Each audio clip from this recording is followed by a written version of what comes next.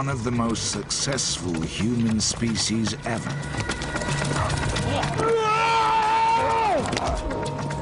For 250,000 years, they dominated Europe, a continent ravaged by ice ages and stalked by wild animals.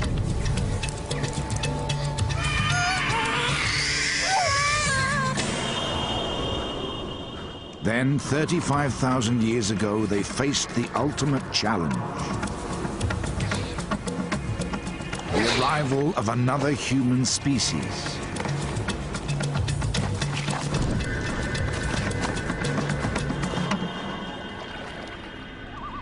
This is the story of the last time two different species of human shared this planet. Only one of them would survive.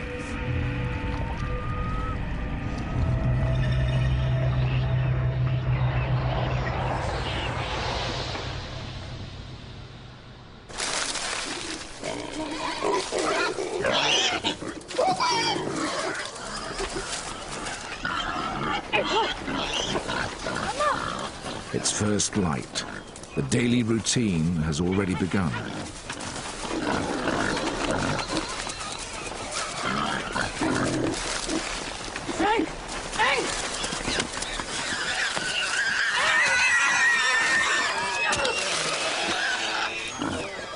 The hunters are a formidable team, a mother and a daughter, driven by the instinct to survive.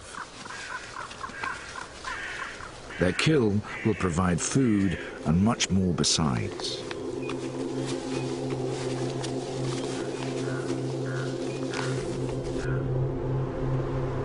"35,000 years ago, southern France was a cold and unforgiving place to live. 1,000 miles away, an ice sheet grips northern Europe, bringing polar conditions to much of the continent. In winter, temperatures can plummet to 25 below, similar to northern Canada today. Herds of woolly mammoth roam the windswept grassland. The forests offer refuge for bison and red deer.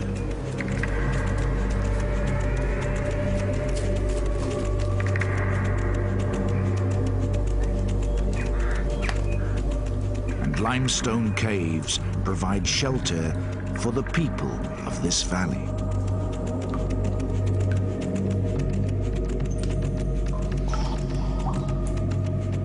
These are the Neanderthals, the first human species to adapt to this harsh and frozen continent. Their lives are among the toughest ever endured by human beings, but they are well equipped for survival here. Their small clan places little stress on the environment. Close ties bind them together.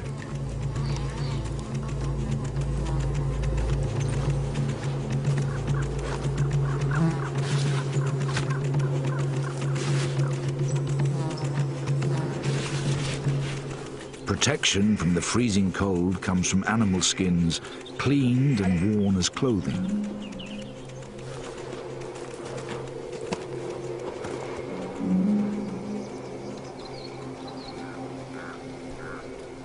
To prepare the skin, the mother first scrapes off fat and sinew with a sharp flint blade.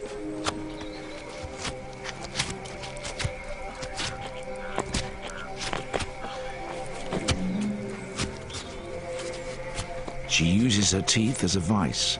Her face is designed to spread the stress evenly around her skull.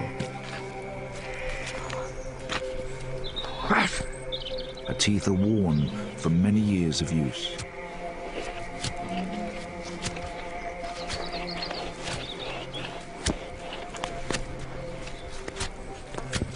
There are only 2 women in the clan. An old man, 3 adult males and a young boy make up the 7-strong family group.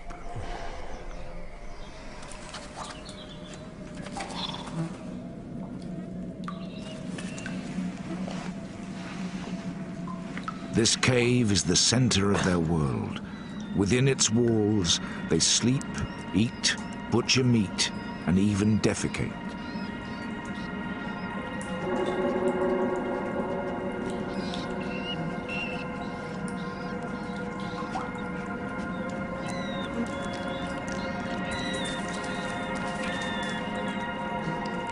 The discarded waste that littered the floors of Neanderthal caves became buried and then, over time, fossilized.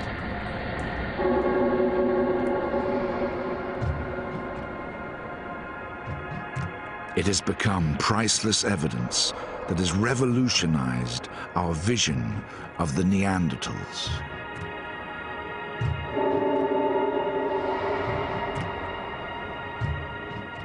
Far from the ape-like and brutish characters of popular myth, we now know they were a strong, intelligent, and highly adapted species.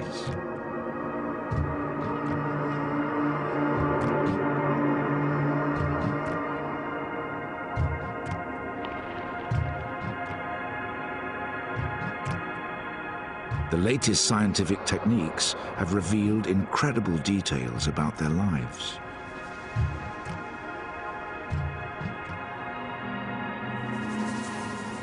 Fossilized feces can tell us what they ate. Teeth can tell us how they scraped animal hides to make clothing. Fractured and withered bones reveal how their lives were plagued by injury and disease. And even how some met violent and unexpected deaths.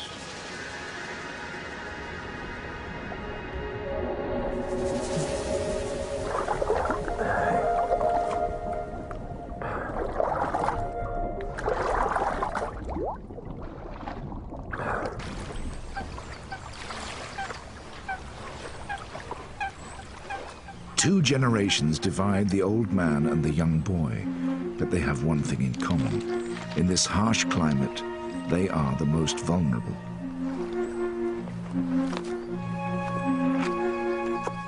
Childhood is the most dangerous time.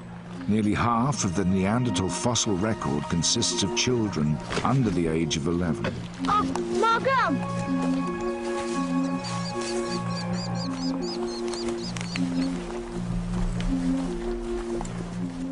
At 5 years old, this boy has only just been weaned from his mother's breast. Yet his brain is the size of a modern-day adult. His physical skills are advanced.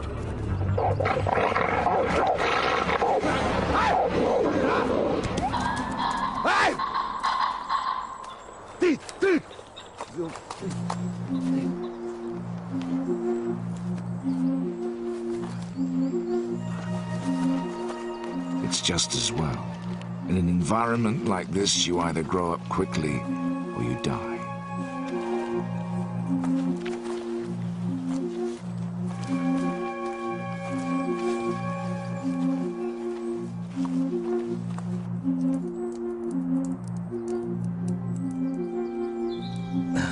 For the oldest member of the clan, life is no less precarious.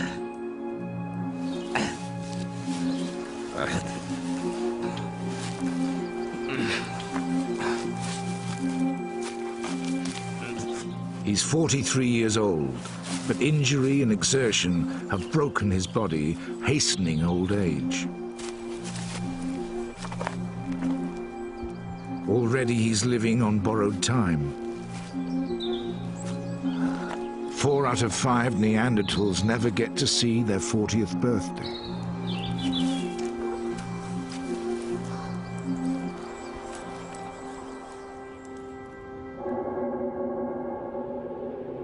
The bones of a man aged about 40 were unearthed in the Shanidar Cave, Iraq, in 1957. Scars on his ankles and ridges on his kneecaps reveal he was already crippled with arthritis.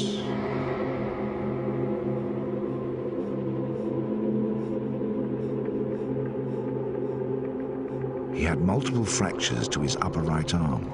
Paralyzed and misshapen, it had withered to a fraction of its normal size. Here it lies alongside a normal, healthy bone. The lower half of the arm is completely missing, severed above the elbow by some traumatic event in his life.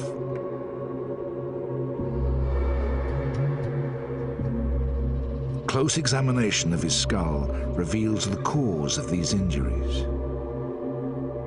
It's almost invisible to the naked eye, but the left side of his skull shows signs of a serious fracture.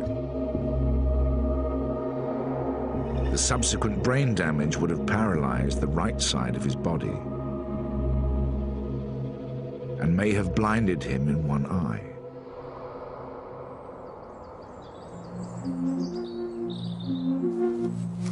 Come on. Done. For the old, there are few concessions in this brutal world. If he is to stay with the clan, he needs to pull his weight.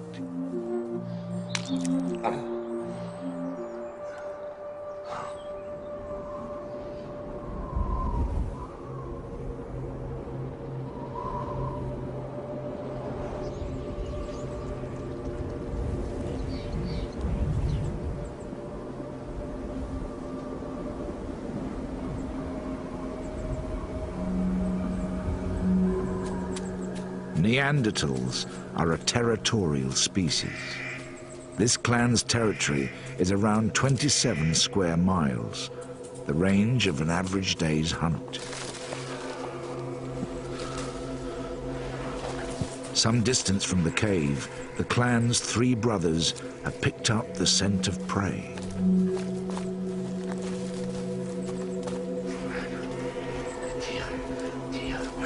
The oldest brother is the leader, the strongest and most experienced. He orchestrates the hunt.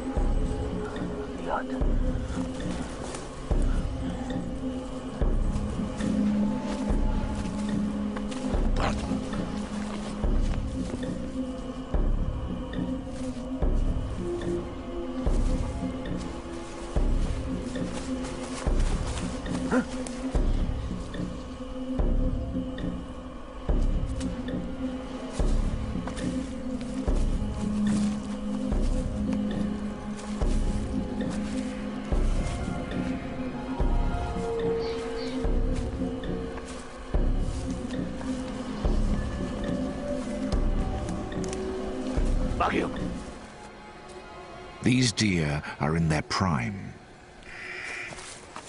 Nutritionally, they're more valuable than old or sickly prey, but also much harder to catch.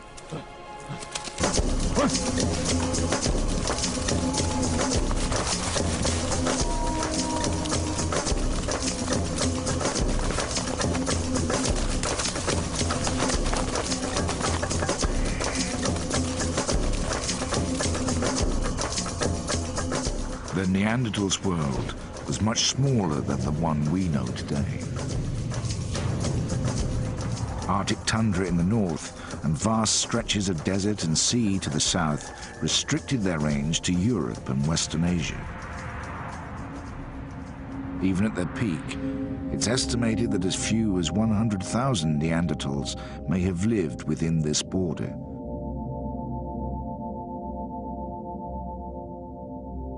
Bones and artifacts have been found as far south as Israel, in Uzbekistan and the Ukraine in the east, in Poland, Germany, and even Wales in the north, to Portugal in the far west.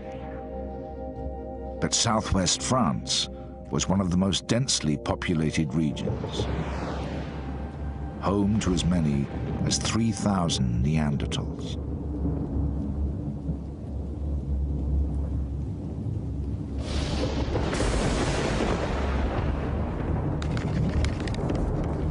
hunt has not been successful. Darkness has fallen and the men are stranded on the edge of their territory. If they are to survive a night away from their cave, they must make a fire.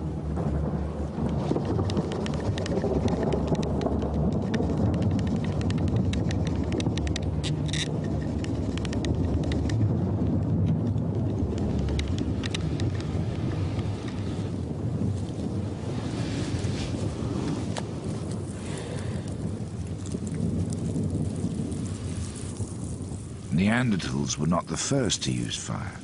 It had been known to humans for over 500,000 years.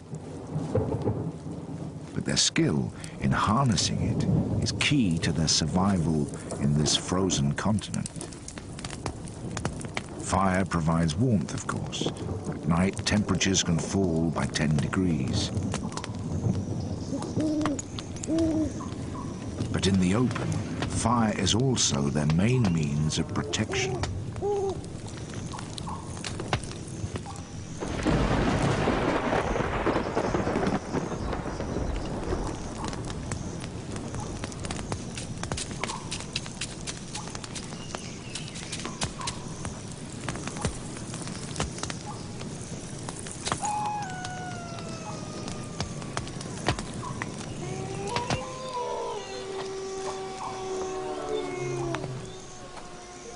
Leopards and wolves, cave lions and bears stalk this part of France.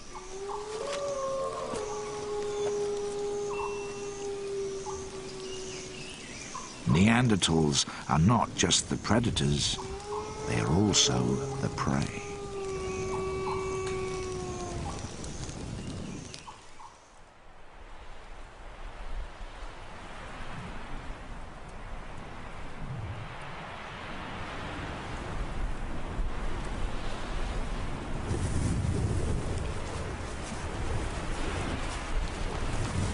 Early next morning, the hunt begins again.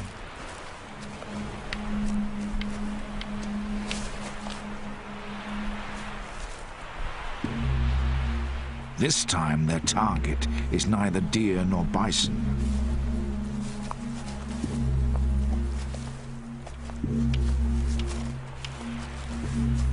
On the border that divides their territory from the next, the brothers have stumbled upon another kind of prey.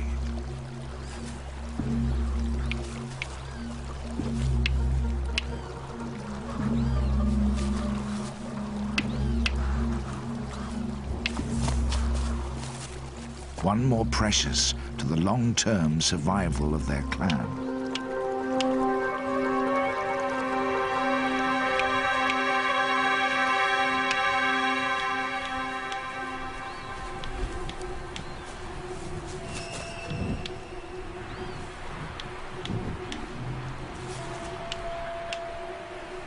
The size of their caves and the debris unearthed within them suggest that Neanderthals lived in very small groups, perhaps no more than 25, and sometimes as small as 8.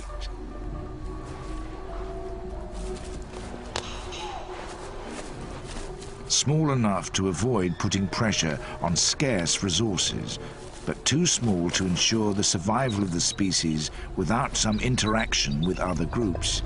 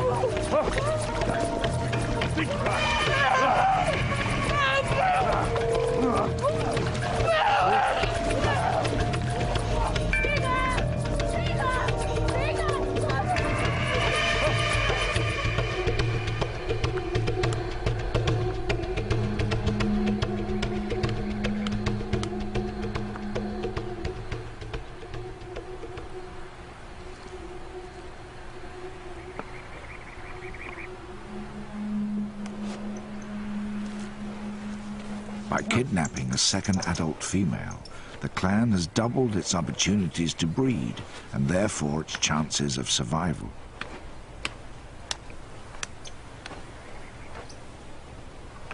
The fact that Neanderthals were territorial makes it likely they were male kin bonded, organized around fathers, brothers and sons.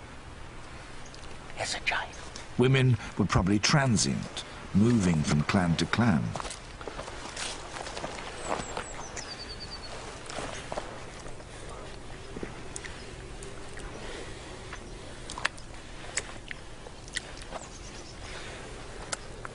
To have survived as long as they did, Neanderthals must have exchanged women. Some of these exchanges may have been voluntary. But in such a closed society, it's likely that some encounters were like this one, forcible and potentially violent.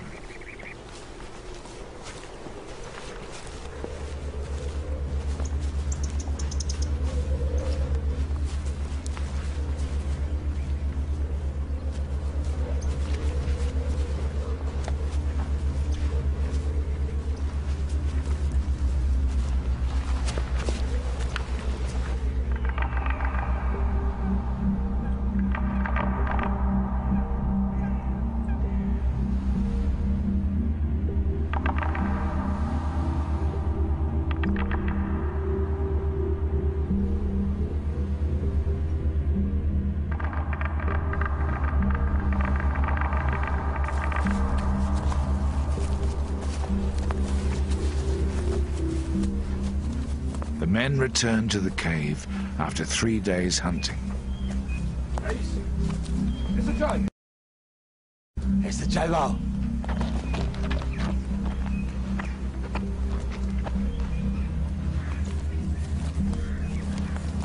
Their catch is unexpected. Margot. Margot.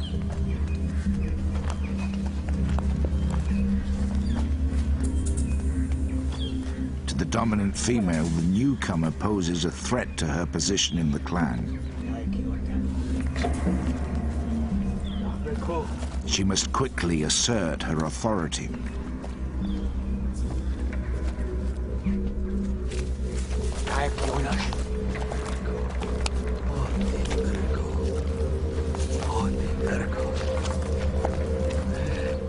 For the new arrival, this is likely to be a terrifying experience. Everything about this clan is alien to her. Mama, give me. Yes. Their smell, their clothes, their hair.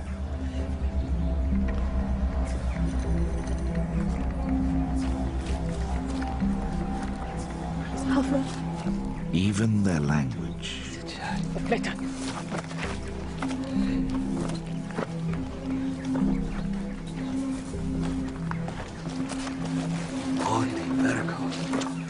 For years, many scientists believed that Neanderthals did not possess language. Mama, give me. They assumed that, like other primates, they communicated using only gestures and calls.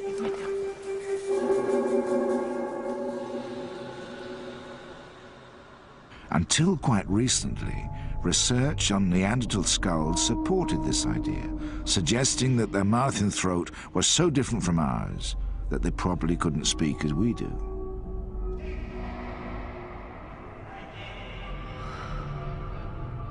But in 1983, a discovery at Kebara Cave in Israel turned this debate on its head. These 3 tiny fossils make up a bone called the hyoid.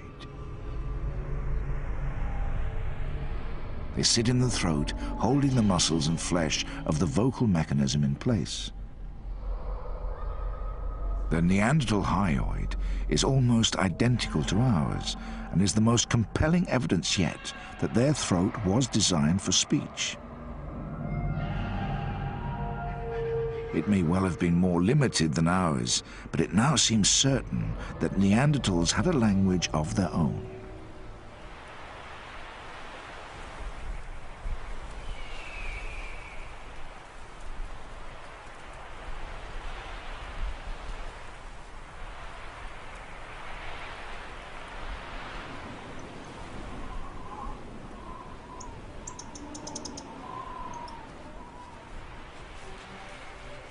The lives of the Neanderthals are dominated by the need to secure food. At the age of 11, the youngest woman in the clan has not been hunting for long. Her prey is small, but it's fast, and she has to be skillful.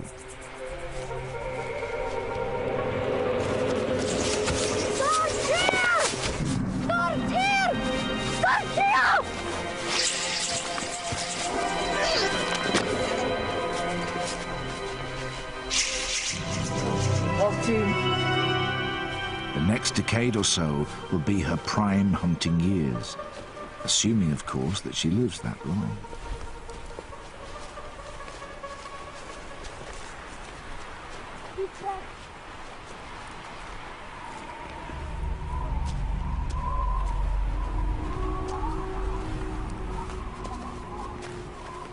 The Neanderthals' world is a dangerous one.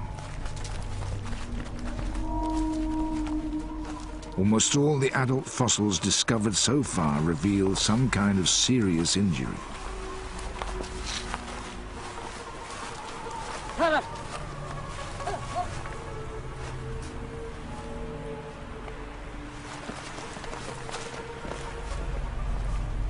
Wild animals provide one threat. The treacherous landscape provides another.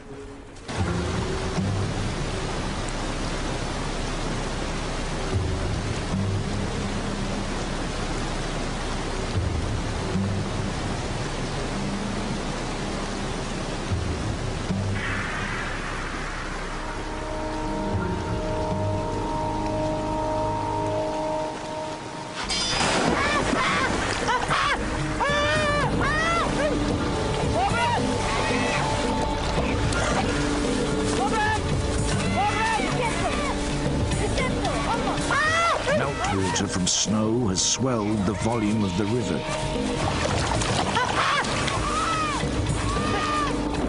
In this freezing water, the newest member of the clan will only survive a few minutes.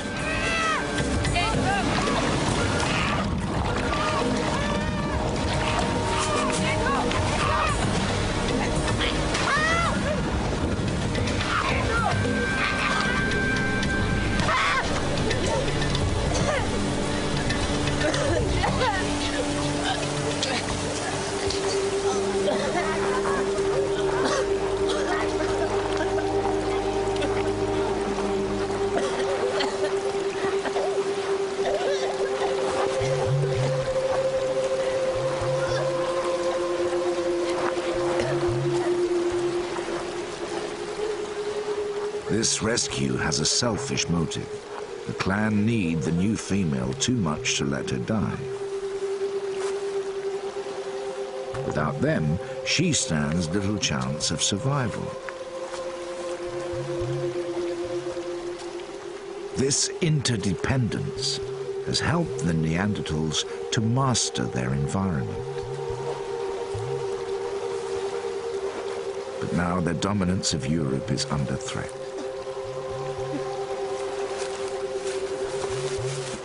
In the last few thousand years, a new species has arrived here.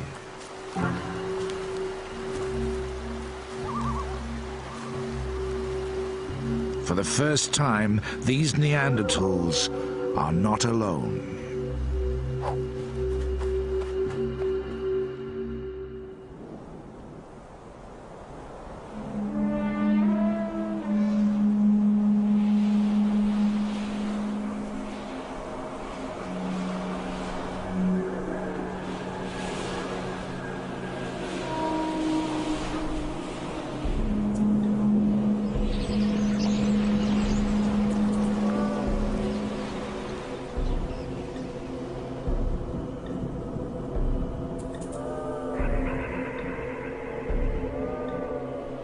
The men have returned to the hunt.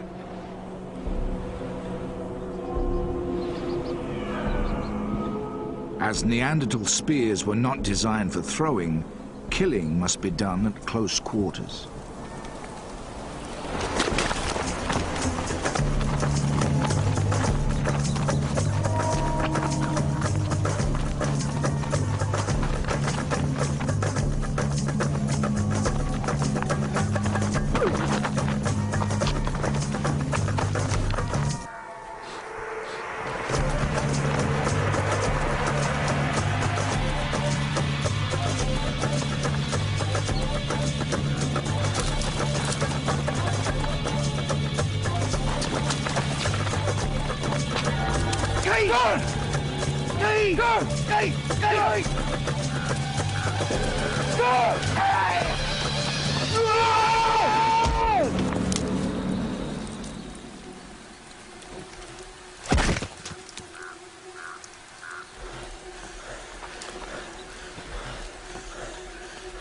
Driving the deer over a cliff makes it less likely that the men will injure themselves.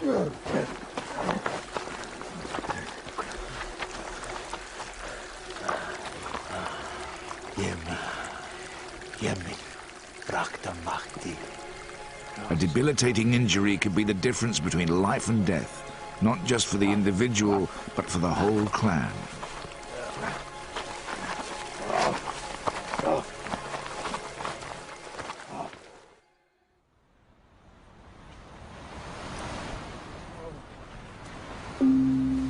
All that remains is to carry the kill the 6 miles back to the cave.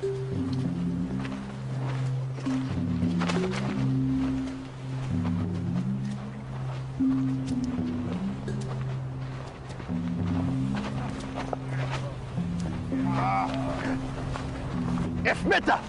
Vitrach!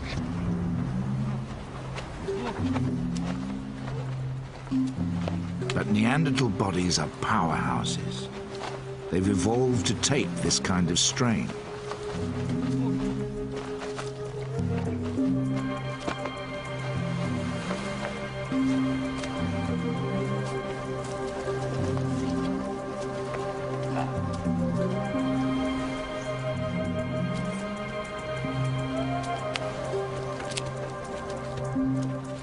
The glaciers of Europe not only shaped the landscape, but the features of the Neanderthals who lived here.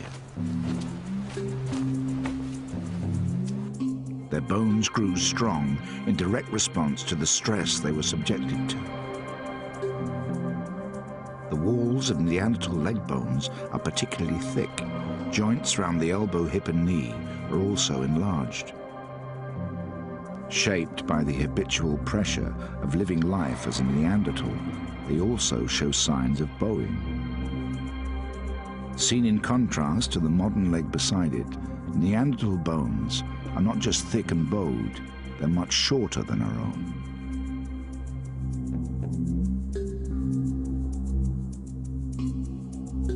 Short, heavy bodies reduce the skin's surface area, helping to maintain a high body temperature.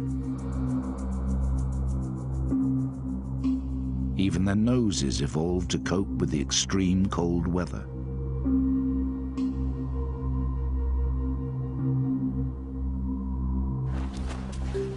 Their nasal cavities are larger than our own and contain extra capillaries and mucus to warm and moisturize the air, preventing damage to fragile internal tissue.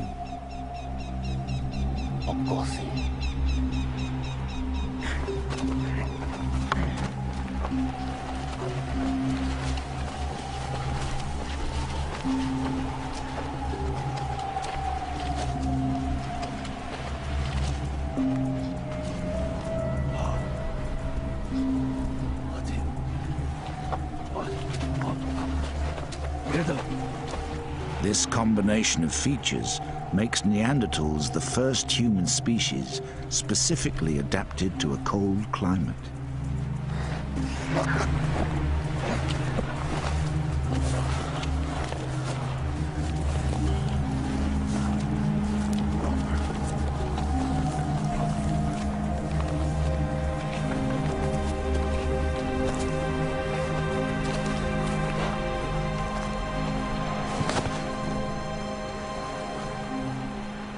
To our eyes, their faces may look ugly, but they are a triumph of evolutionary adaptation. Jeder.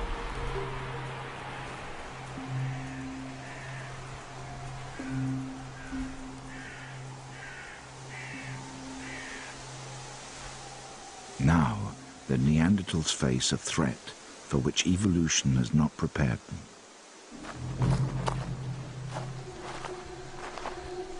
Physically, these strangers are not so well adapted to the bitter climate, but they have other advantages. They've evolved new ways of living together and new ways of thinking. They are Homo sapiens, known in Europe as the Cro-Magnons. They're distantly related to the Neanderthals.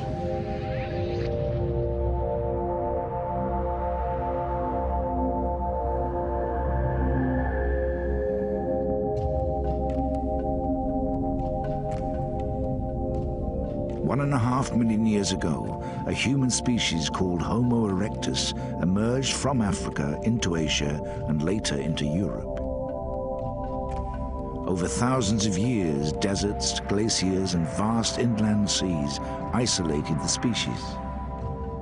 In the cold, harsh conditions of northern Europe, a new cold-adapted species evolved, the Neanderthals.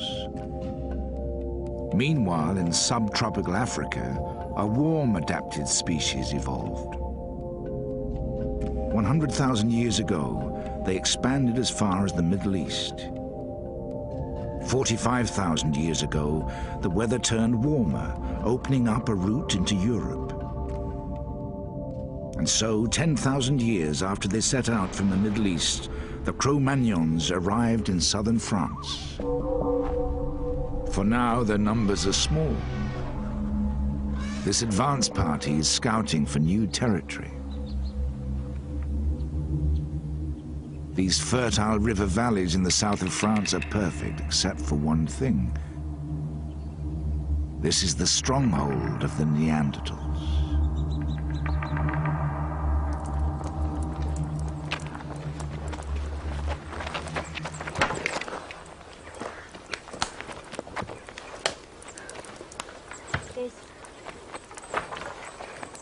The fresh kill is a welcome sight.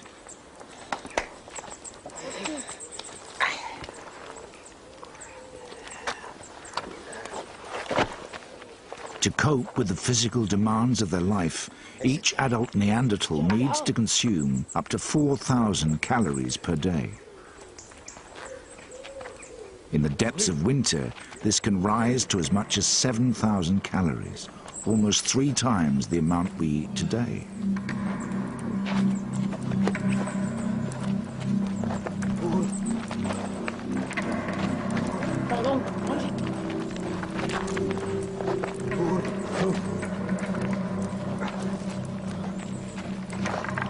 As he makes the first incision, the eldest brother stakes his claim.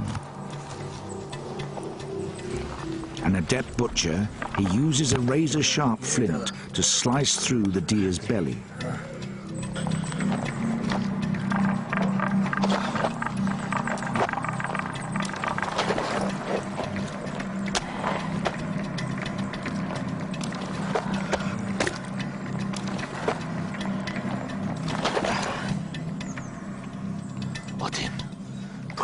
Today, meat makes up about 12% of the European diet. The Neanderthal diet was very different. By analyzing ground-up pieces of bone, we can tell a lot about what Neanderthals ate. Extremely high levels of carbon and nitrogen confirm that meat made up the bulk of their diet. Fossilized feces, known as coprolites, support this view. Coprolites have recently been unearthed in Gibraltar. Believed to be Neanderthal, they consist almost entirely of the remnants of meat.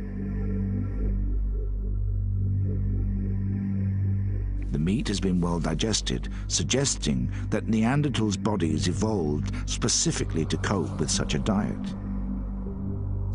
Scientists now estimate that 85% of a Neanderthal's food was meat, on a par with carnivores like wolves. No part of this animal will be wasted. The skin will be worked to make clothing. Sinew will be dried and used as rope. The skull will be smashed open to get at the brain, the tongue, and even the succulent eyeballs.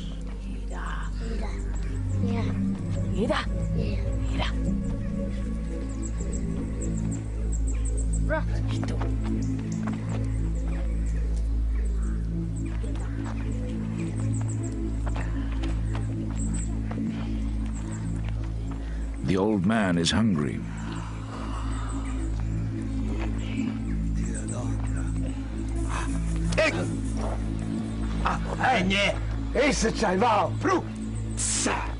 But his position within the pecking order means he has to wait his turn.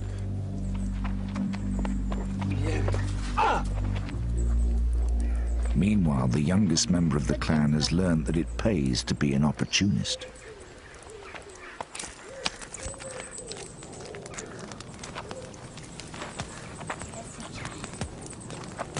Inside the cave is a dumping ground, where the younger brothers butcher the deer.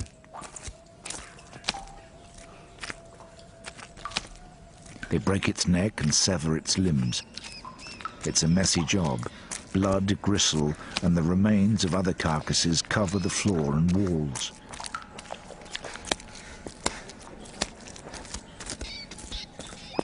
But better to do it here than outside, where the smell of fresh meat could attract predators.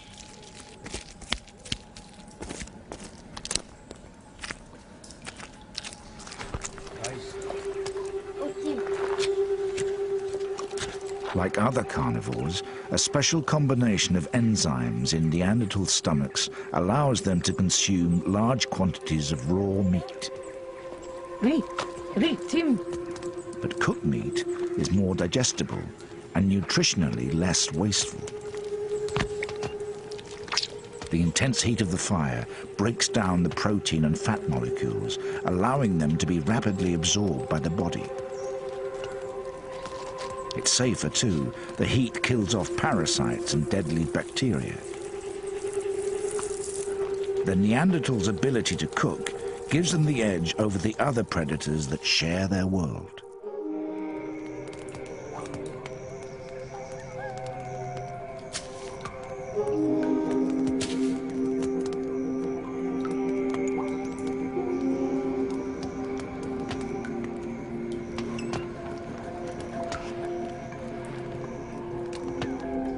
Grooming is the glue that bonds the clan together. It's a form of communication, demonstrating loyalty, affection, and trust.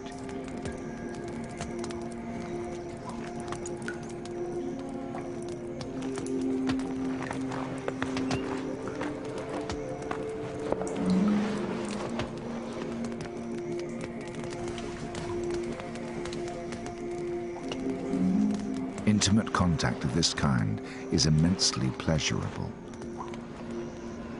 The clan can spend up to 4 hours a day relaxing under each other's touch.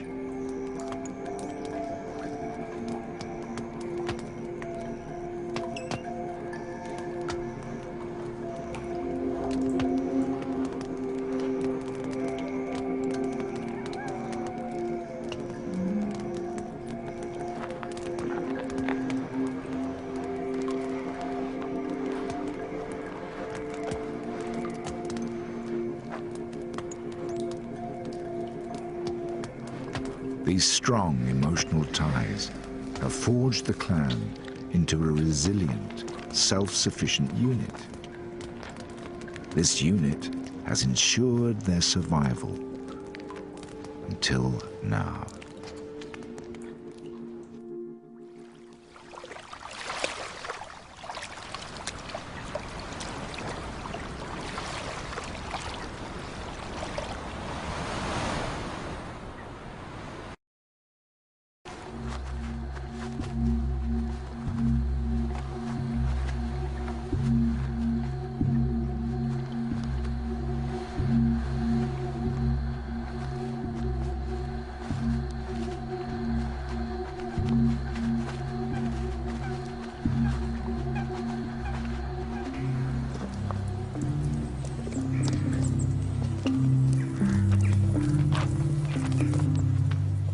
The strengths which have sustained the Neanderthals for thousands of years are about to become weaknesses. Ironically, they are so well adapted to this world that it's hard for them to cope with the pace of change now taking place. The small size of their clan makes them vulnerable. Limited language skills make it hard for them to seek alliances with others. And their self-sufficiency blinds them to the threat that is now closing in.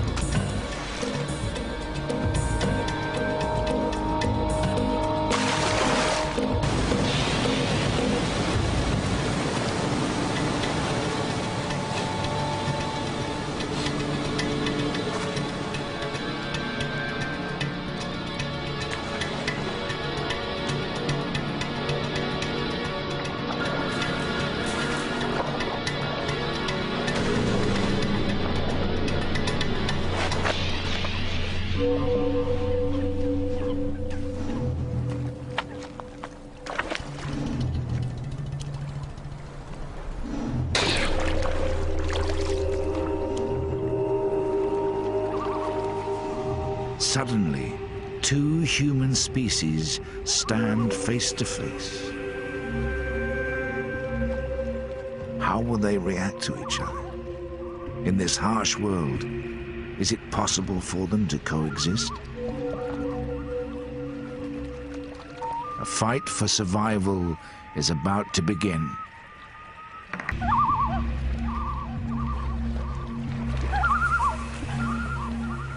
Nothing in this Neanderthal's life could have prepared him for this encounter.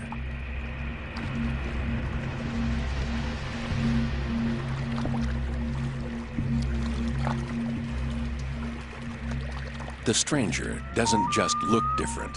He thinks and acts in ways which are quite alien to a Neanderthal.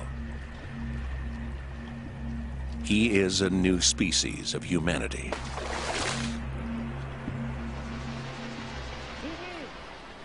A Homo sapien, known in Europe as a Cro-Magnon.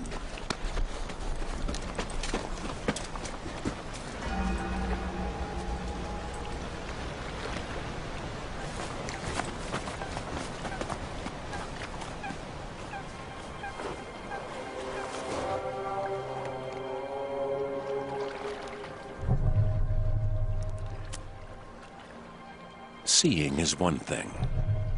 Comprehending is another.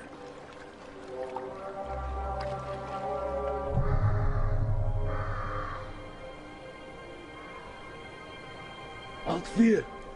4. 4. Alt. Alt 4. 1. 1. We can't know exactly how Neanderthals reacted to their first sight of Cro-Magnons.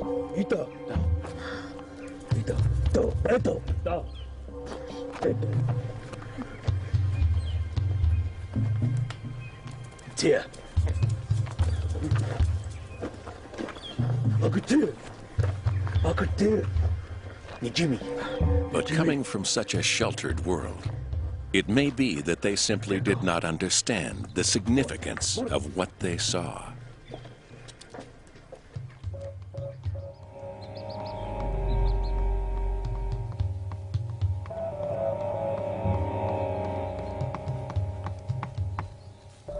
For now, what preoccupies the clan is the onset of winter.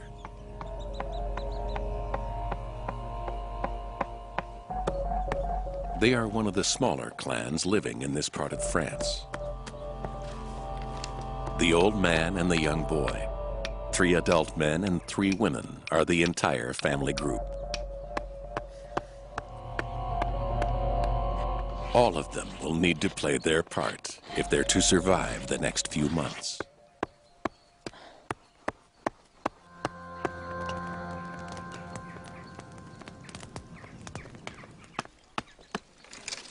This hazel branch will make an excellent spear. But the young female will soon be taking a break from hunting. She's almost 8 months pregnant.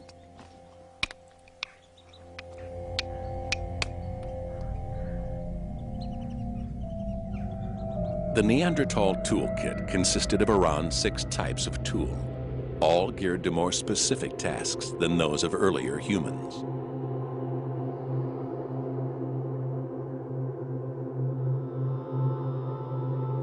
Hand axes, shaped to fit snugly in the palm of a hand, acted as a multi-purpose tool used to crush bones and cut wood. Side scrapers were used to prepare and soften animal skins. Triangular points were used as knives or could be hafted to make tips for spears.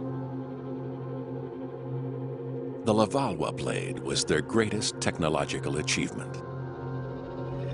Some had cutting edges just 1 molecule thick, 5 times sharper than a surgeon's scalpel.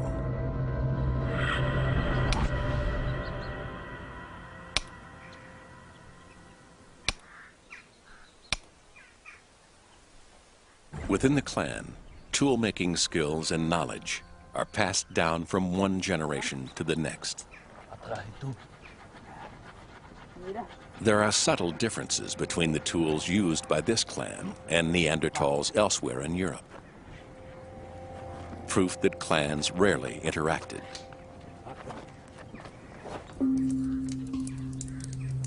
The dominant female strengthens her spear in the flame.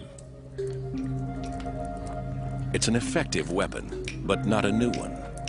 It's been around for 500,000 years, even longer than the Neanderthals themselves.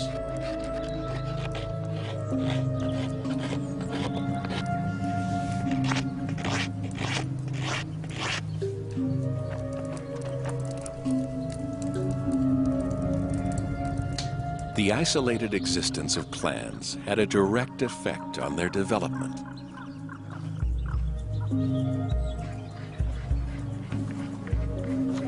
Limited interaction meant there was little chance to exchange new ideas and techniques.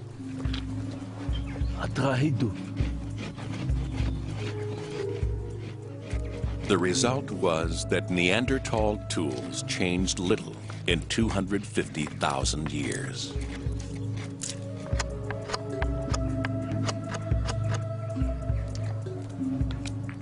The dominant male uses tree resin to fix the point to the shaft of his spear, and sinew to bind it. It's a sophisticated weapon, capable of lacerating the thickest hide, but it's too heavy to throw very far and exposes him to the dangers of close-quarter hunting.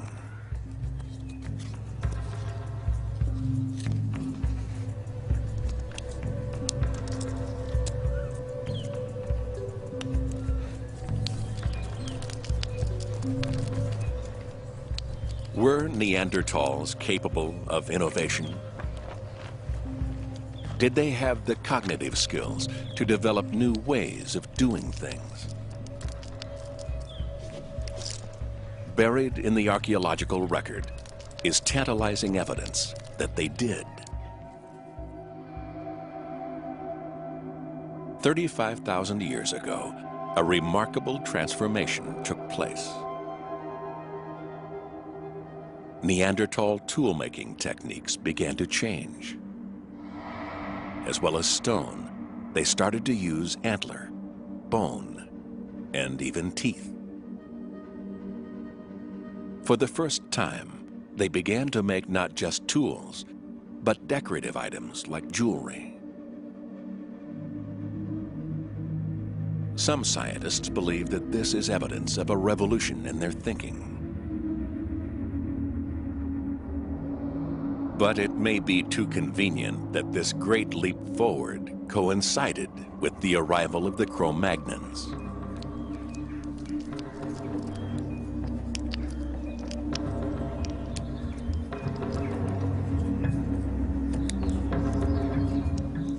the Neanderthals may simply have been copying Cro-Magnon techniques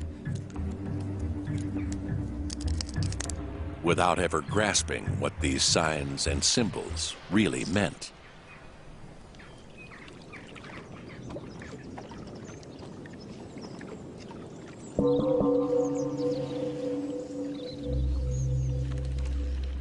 The Cro-Magnons possessed a weapon more powerful than anything the Neanderthals had devised. A brain which, while no bigger than a Neanderthal's brain, was capable of new ways of thinking.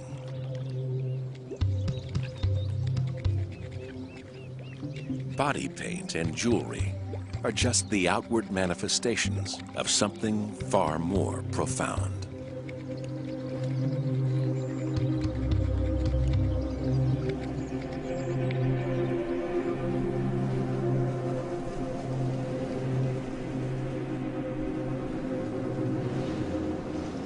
Winter has arrived. Red deer have migrated south in search of warmer weather. The balance between the food supply and the needs of the clan is delicate at the best of times. The arrival of the Cro-Magnons now threatens to tip the scales.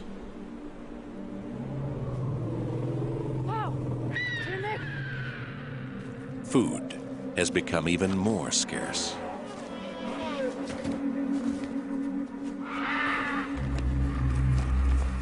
Tirmek, zet op hou! Heb timmer!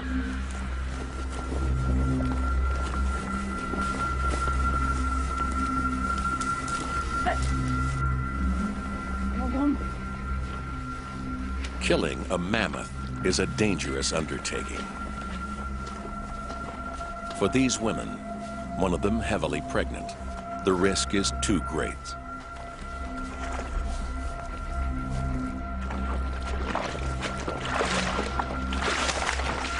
Instead, they turn to scavenging.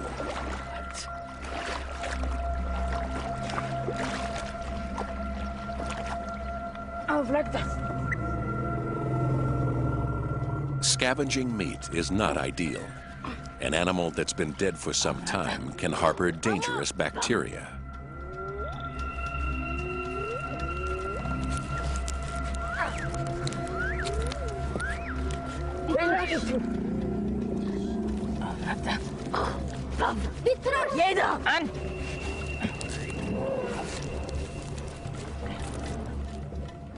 Fortunately, this animal has not been dead for long. The freezing water has helped to preserve the meat. The women will use fire to thaw it out.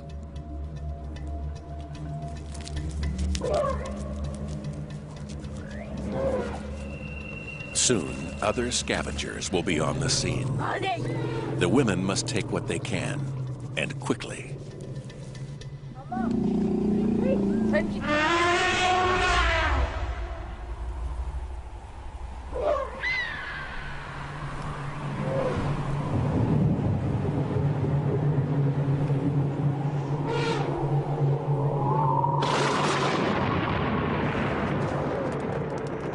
As day turns to night, temperatures plummet below zero.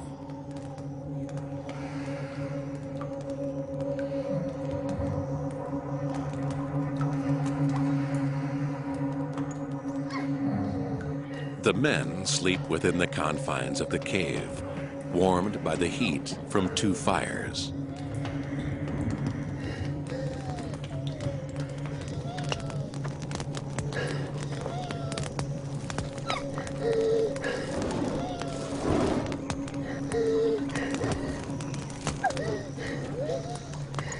But for the clan's women, there will be no rest tonight.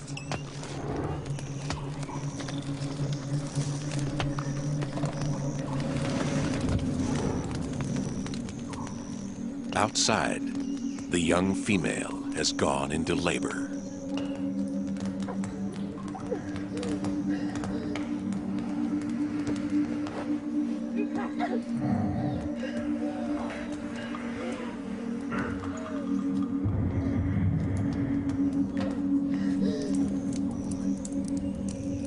This is a dangerous time for her. Neanderthal babies were bigger than babies are today. Fortunately, Neanderthal women had childbearing hips.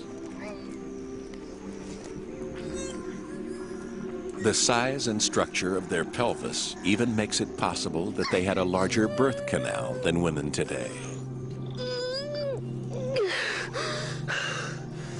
Nevertheless, the pain is still intense.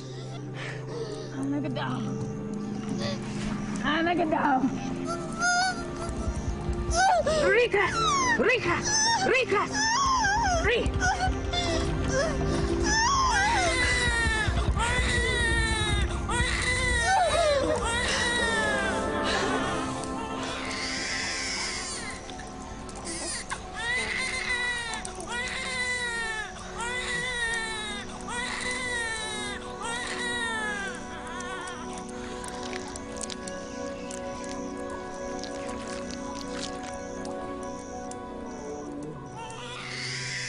The baby has been born safely.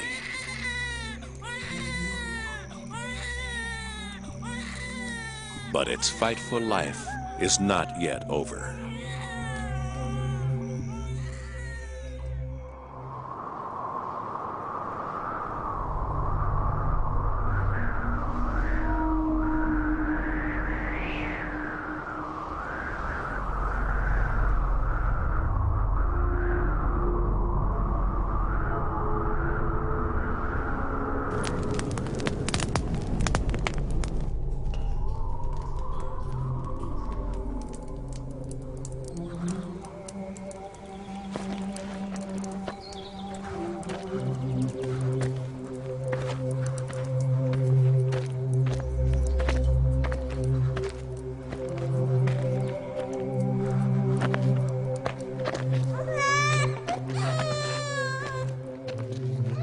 The baby has arrived in the depths of winter.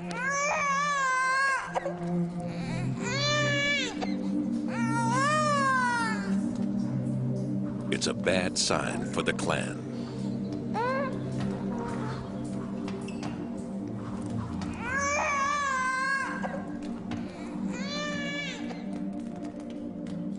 The new mother will breastfeed her child for the next 5 years. Breastfeeding is nutritionally expensive. She'll need around an extra 1,000 calories a day to produce enough milk for her baby. And during this time, she will be less able to hunt.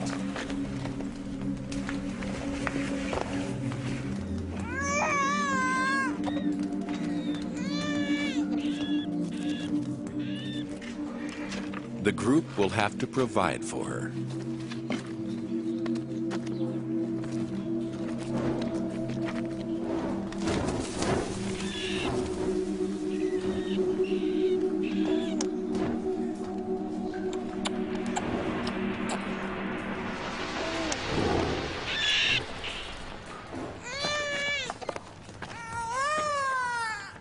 As the weather grows colder and food scarcer, it's a burden they can ill afford to bear.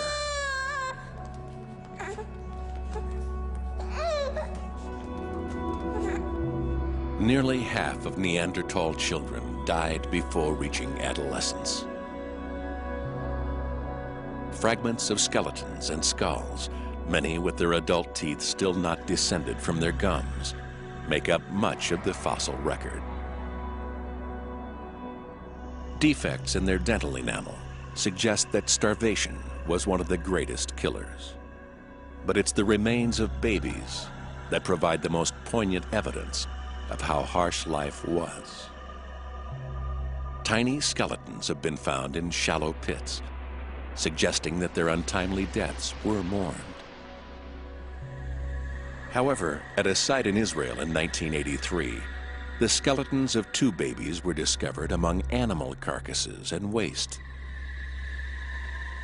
implying that they were not valued and may not have died of natural causes.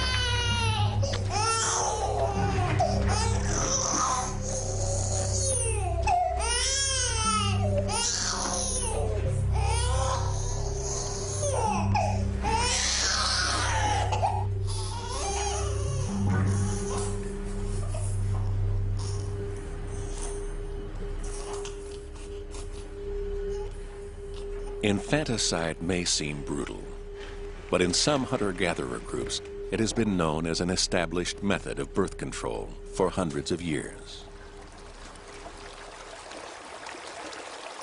Only by being this ruthless is the clan able to survive at all.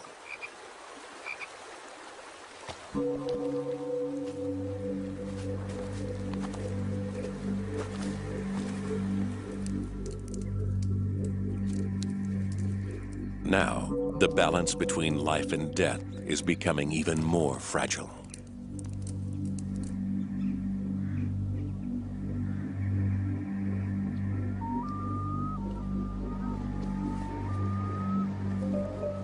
For the first time, the Neanderthals have competition.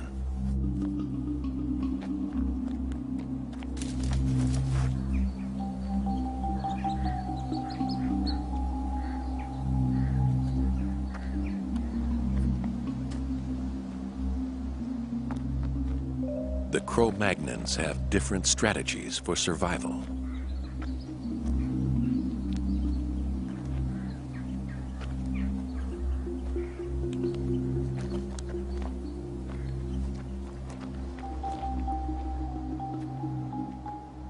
Socially adaptive and competitive, they have colonized much of the continent.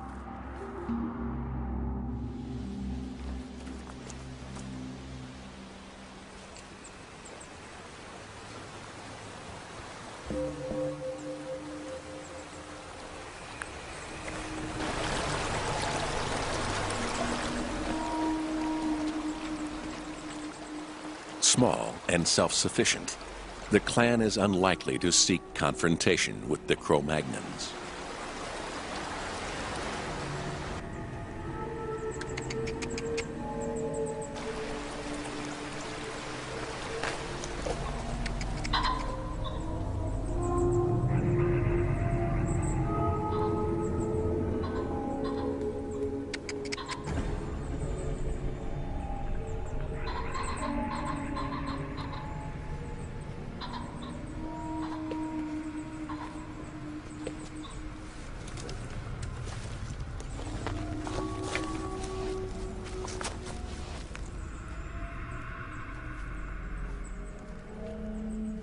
Evidence suggests that in some parts of Europe, the two species did coexist, apparently peacefully, for many generations.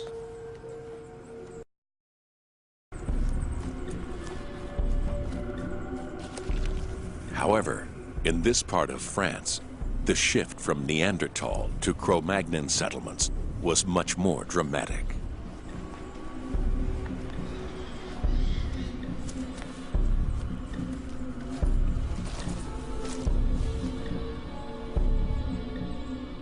One of the last parts of Europe to be colonized, these fertile valleys were worth fighting for.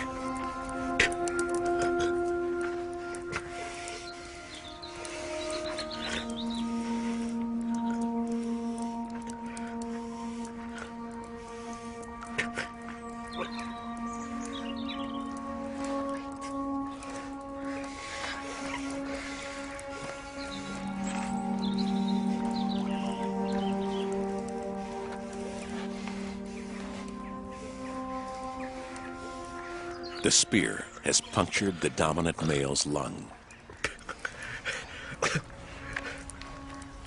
He's lost a lot of blood, and his life hangs in the balance.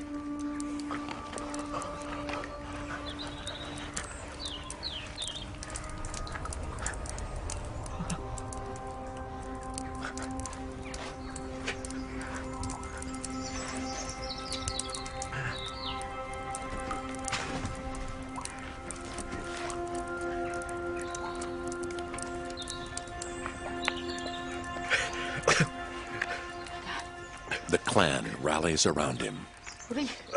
Their whole future is at stake.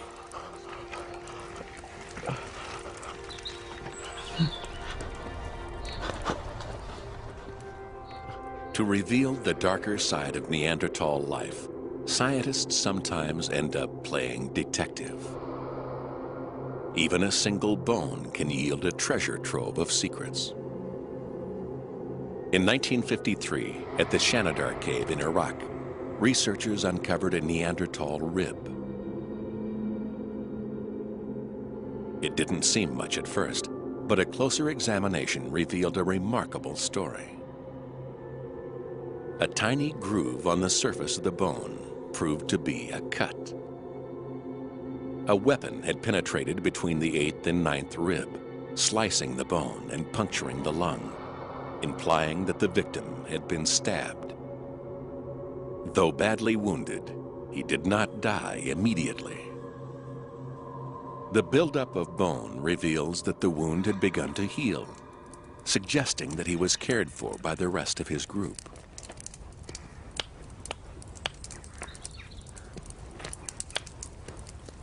The members of the clan know a great deal about the healing properties of plants. Sphagnum moss is used to disinfect the wound. Comfrey leaves promote the growth of bone. Both grow close to their cave.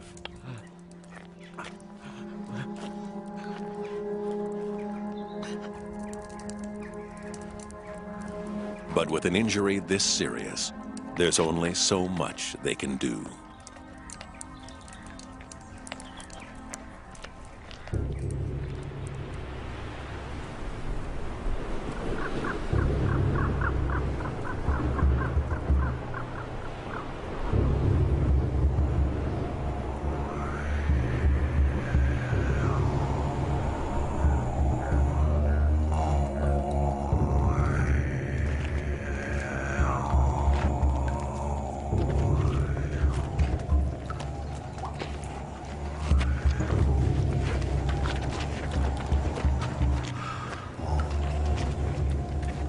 Three weeks have passed. The dominant male is dead.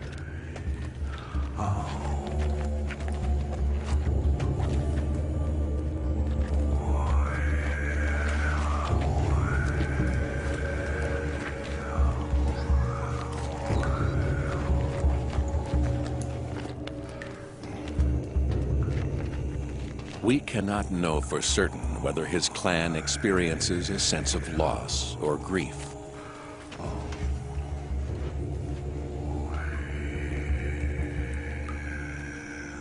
Or whether they have any sense of an afterlife.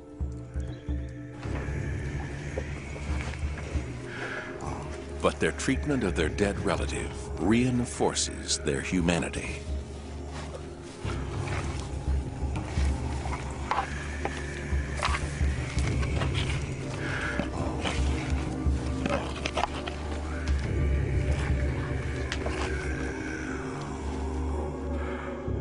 A partial skeleton lies in a shallow pit in the floor. His right arm folded over his chest, his left hand on his stomach.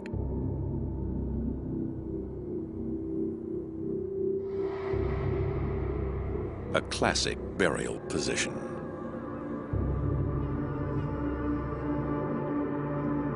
This body, found in a cave in Israel in 1983, has been the subject of much debate. Scattered around him were animal bones and teeth. Some scientists claim this is evidence of ritual. In another grave in Iraq, traces of pollen suggest that flowers might have been placed in the grave. But these claims are controversial. These grave goods may just have been debris that littered the cave floor. Neanderthal burials may simply have been a practical way of disposing of the dead.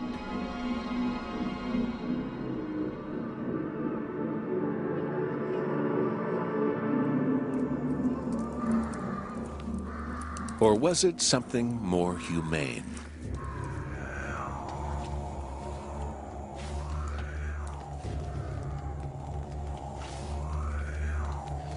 Inside the cave, the body would have remained close to the clan and safe from scavenging animals. With their leader dead, the dominant role now falls to his younger brother. He faces a tough choice. To remain in the cave and risk further confrontation with the Cro-Magnons, or to leave behind the center of the only world they've ever known.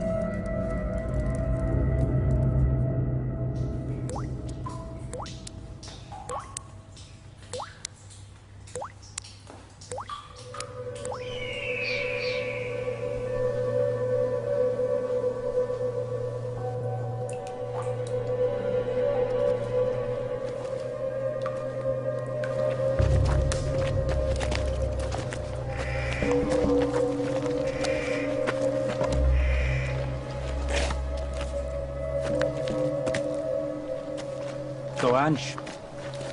Bered, Becky. The Cro-Magnons take over the deserted cave. They'll use it as a temporary settlement until the rest of their group arrives.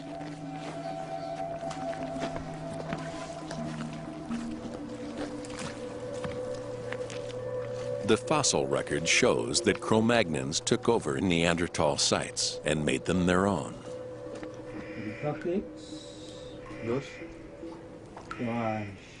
Now, modern man has arrived.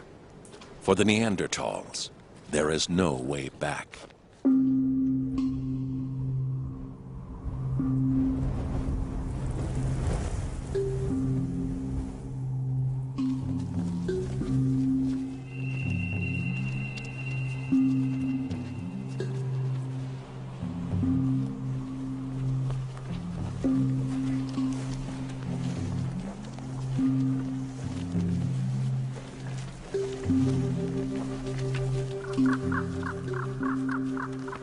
The clan has been driven west toward the coast, out of the path of the encroaching Cro-Magnons, and toward the very edge of Europe.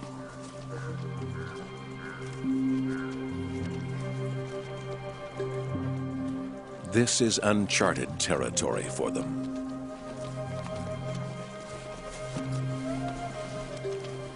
And the further they travel, the more vulnerable they become.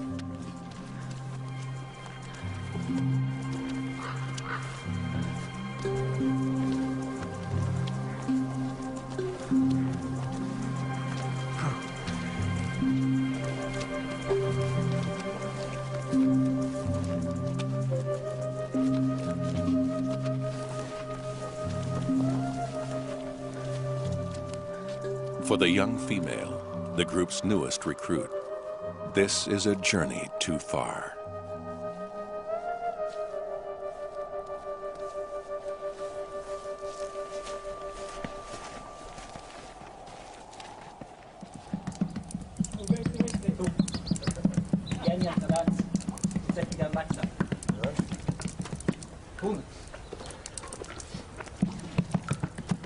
Physically, the Cro-Magnons are less well adapted for life in this cold climate. But they've developed tools that allow them to live anywhere they choose. Harpoons to kill fish when supplies of red meat dwindle. Needles made of bone to tailor clothes. But their most powerful tool is language.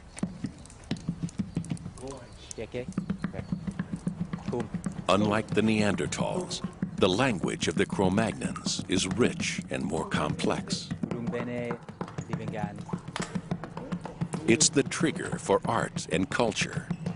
It allows individuals to form much larger social groups and to trade goods and form alliances in times of need. These new ways of living had devastating consequences for the Neanderthals.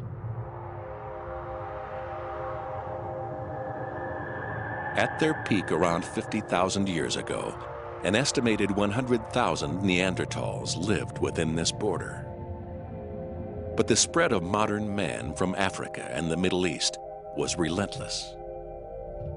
In groups of up to 100 individuals, the Cro-Magnons colonized Europe's prime locations, monopolizing resources. The Neanderthals were forced out of their valleys onto the inhospitable mountain plateaus of Croatia and the Crimea, and west onto the rocky coastlines of Portugal, Spain, and France. By 35,000 years ago, their numbers had dwindled to a few thousand.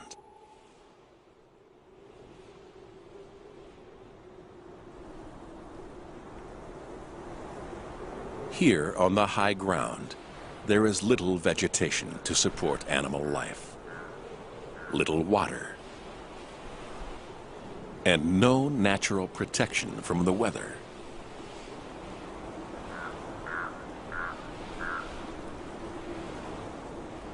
With wind chill, temperatures can be 30 degrees colder than in the river valleys below.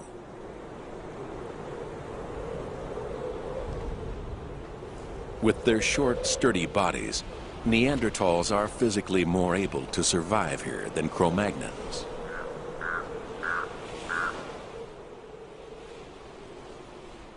But nothing in their evolutionary past has prepared them for this impoverished existence.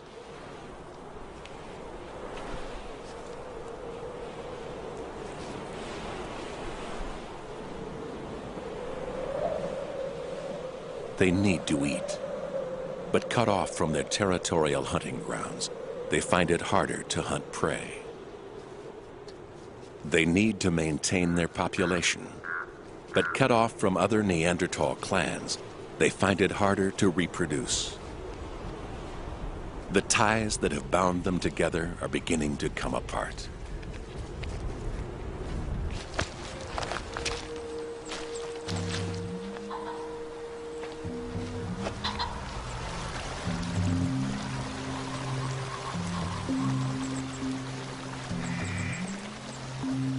Strong, close-knit, isolated, self-sufficient.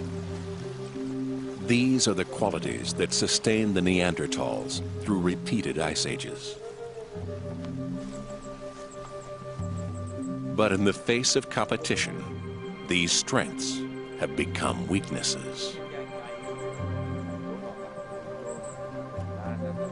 And they are helping to seal their fate.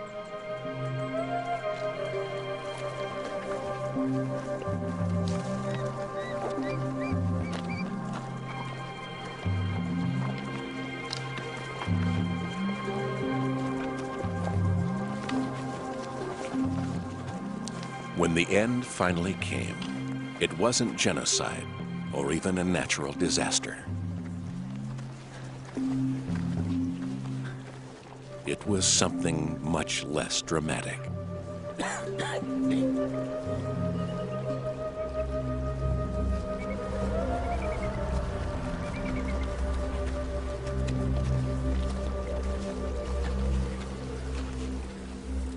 Neanderthals were simply outcompeted by a species which came up with better strategies for survival.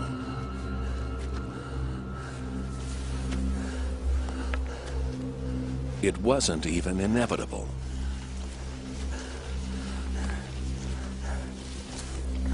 Had Neanderthal birth rates been only 2% higher, or their mortality rates 2% lower, they might not have become extinct at all.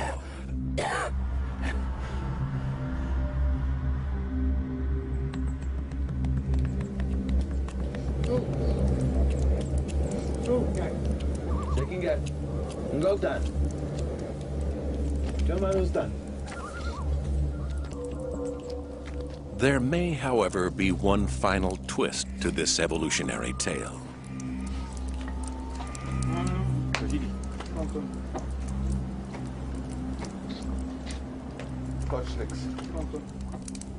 Physically and culturally, the Neanderthals and Cro-Magnons were worlds apart.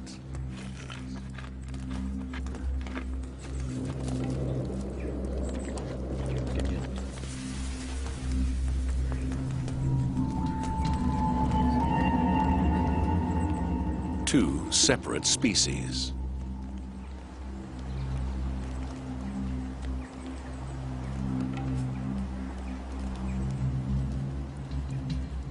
But both human and motivated by the same needs and desires.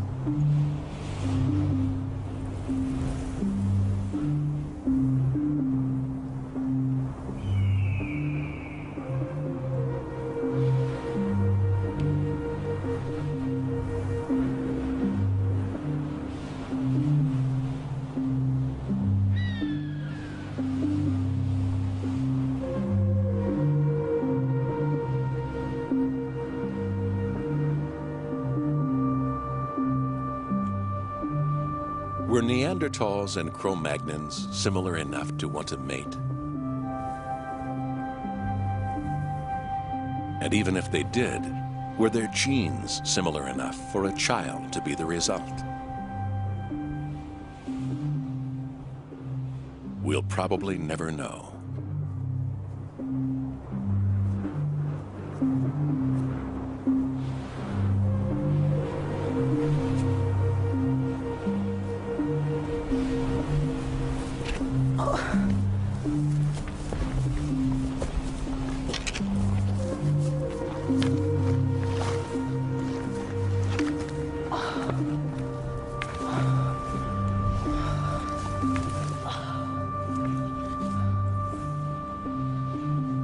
But one tantalizing piece of scientific evidence keeps us guessing.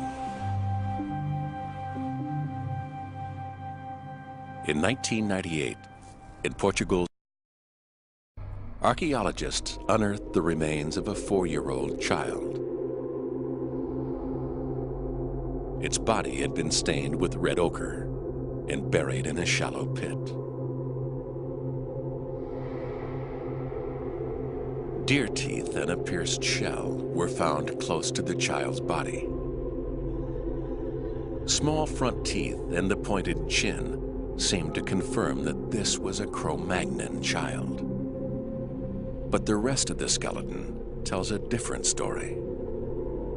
The limbs were short and strong, like those of a Neanderthal. Yet the Lapido child died about 3,000 years after Neanderthals are believed to have become extinct. Could this child be a hybrid, half Cro-Magnon and half Neanderthal? Scientists are still undecided.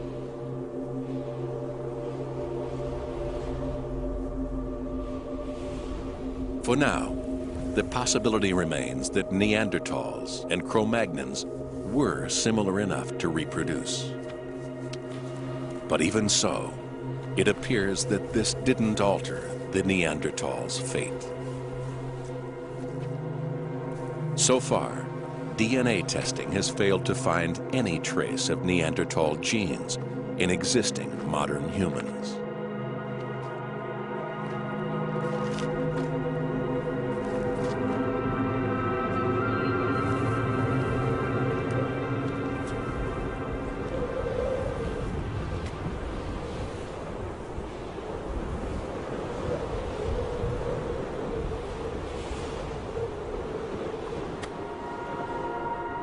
Around 30,000 years ago, in the remote outposts of southern Spain and Croatia, the last Neanderthals died, leaving only one human species, Homo sapiens, to inherit the Earth.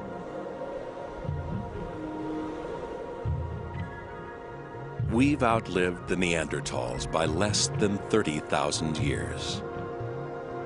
They survived 250,000 years, enduring the harshest climate the world has ever known. And yet, when the time came, like so many species before them, the Neanderthals too became extinct. Our staying power has yet to be tested.